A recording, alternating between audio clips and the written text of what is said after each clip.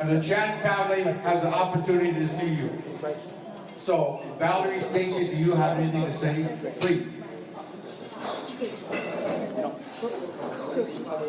Thank you all for coming to celebrate Dad's life. We really appreciate you coming and celebrating the life that Dad has brought to all of us. And I know that we put cards out. This is share a memory, and your memories are definitely welcome. So thank you for that. And then,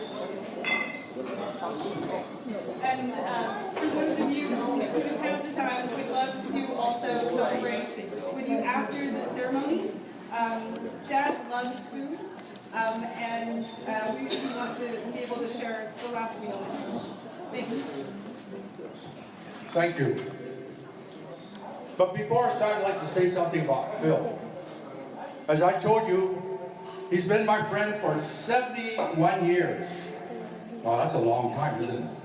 That's a long time to see some people that haven't been on the planet for 71 years. But Phil has been a good friend of mine. You know why he's good? He's never swear a single word. And the only word that I hear him say is shucks, shucks, shucks. Because we grew up in an environment where profanity was not prohibited. And he carried that value. And I'm sure I haven't heard the Chan sister, daughters swear either. So, shucks.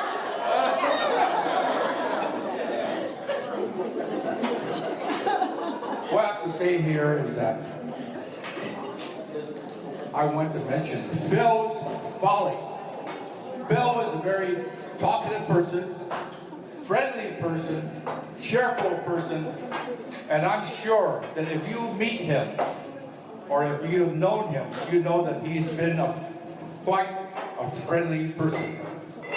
First of all, I remember early in the marriage of Phil and Lynn, Phil was supposed to get some fortune cookies. And he got the fortune cookies, but it was risque fortune cookies for Lynn's grade of kindergarten class.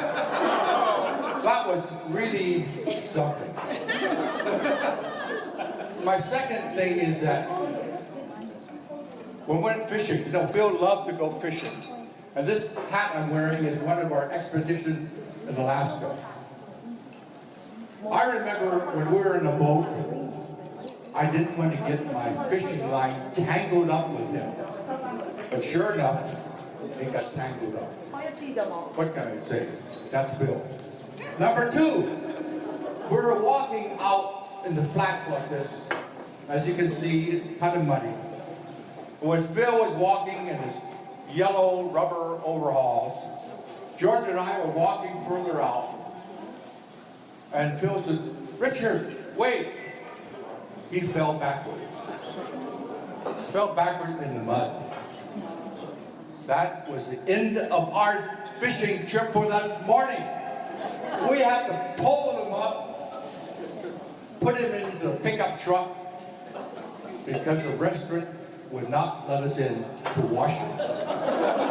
So we had to find a hole to hose him down.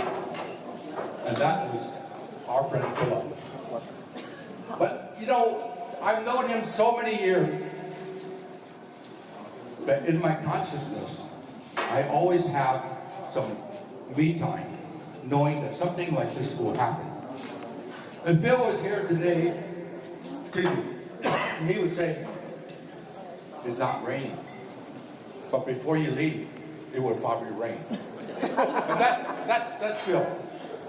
He's a joyful, and you probably know him, a friendly, a most talkative individual on this planet. I mean, you can't stop him. He was have what is known as a liquid mouth. But it was friendly. And if you know Phil, you know what I'm talking about.